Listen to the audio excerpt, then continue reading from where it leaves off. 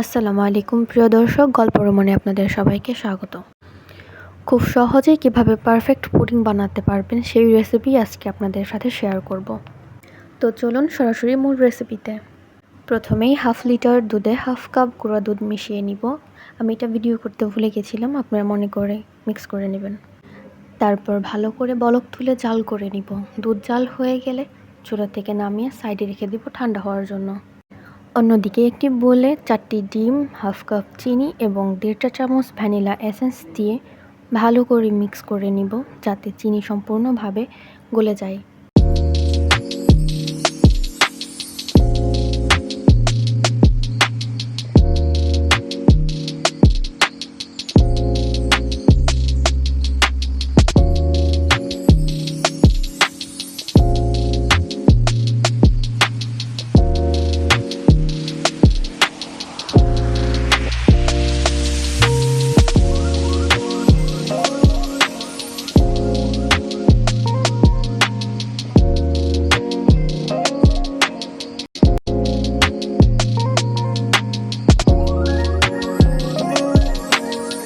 তো আমার মিক্স করা হয়ে গেছে।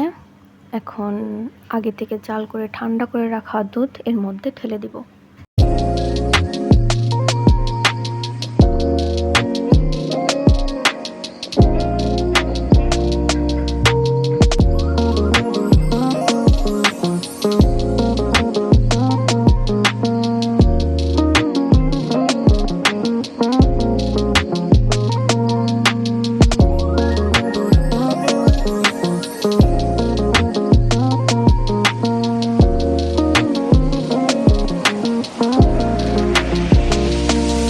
এরপর ক্যারামেল তৈরি করার জন্য একটি পাত্র চুলায় বসিয়ে দিব। এর মধ্যে 4 চা চামচ চিনি ছড়িয়ে দিব।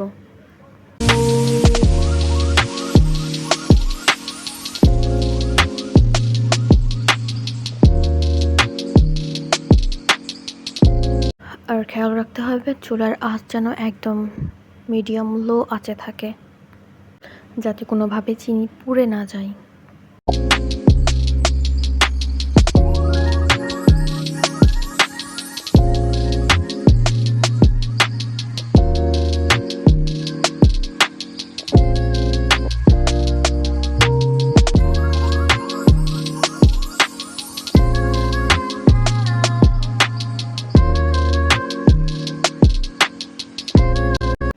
এবং অনবরত নেড়েচেড়ে সুন্দর একটা কালার আনতে হবে।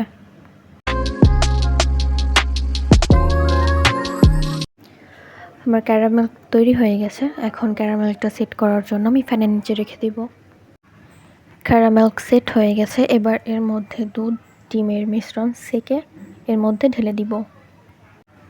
পুডিং সেট করার জন্য চুলায় একটি প্যান বসিয়ে দিব।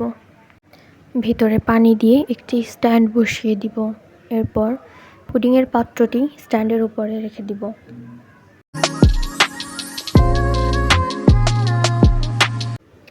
দুইটা ঢাকনা দিয়ে পাত্রটি বন্ধ করে দিয়েছি। আর উপরে ঢাকনাতে যে ছিদ্রটি ছিল সেটা ভালো করে আটকে দিতে হবে। আমি টিস্যু দিয়ে আটকে দিয়েছি। বেক করতে হবে লো আঁচে।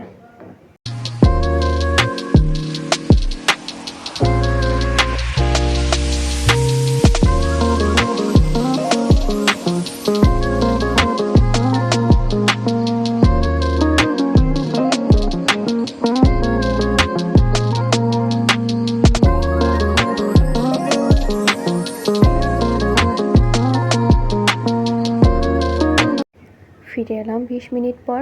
আমার পুডিংটি একদম সেট হয়ে গেছে।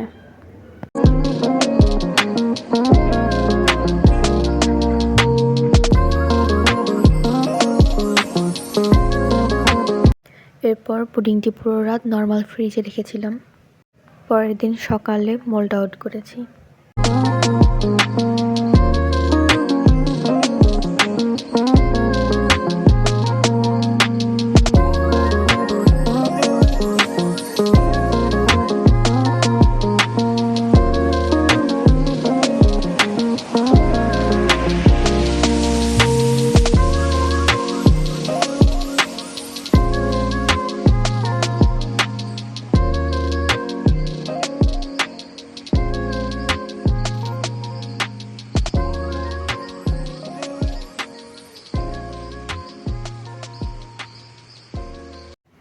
আপনারা দেখেই হয়তো বুঝতে পারছেন পুডিংটি কতটা পারফেক্ট এবং লোভনীয় হয়েছে।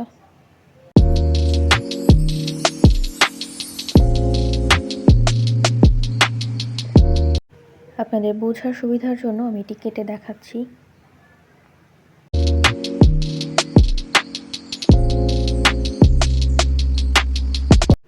এটি দেখতে যতটা লোভনীয় হয়েছে তার থেকেও বেশি খেতে মজা হয়েছে। চাইলে আপনারাও বাসায় বানিয়ে এটি ট্রাই করতে পারেন।